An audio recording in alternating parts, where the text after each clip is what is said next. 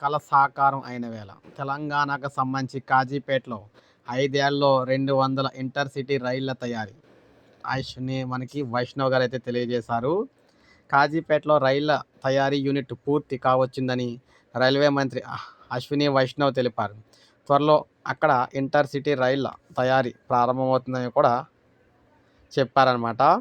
Kazipet railway తయారీ యూనిట్పై అశ్విని వైష్ణవ్ కీలక సమీక్ష నిర్వహించారు.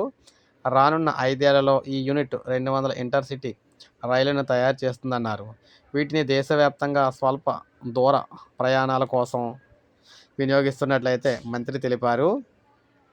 కొత్తగా అందుబాటులోకి వచ్చే ఇంటర్సిటీ రైళ్లు ఆటోమేటిక్ డోర్ క్లోజింగు, మెరుగైన వెంటిలేషన్తో రూపొందుతాయి. ప్రతి రైల్లో 20 కోచ్లు ఉంటాయి. వీటిలో సురక్షితమైన కోచ్ డిజైను, ఆధునిక సౌకర్యాలు అమర్చుతాం. ఈ రైళ్లు గంటకు 130 కిలోమీటర్ల వేగంతో ప్రయాణించేలా రూపొందిస్తాం. వీటిలో రీజనరేటివ్ బ్రేకింగ్ కూడా ఉంటుంది.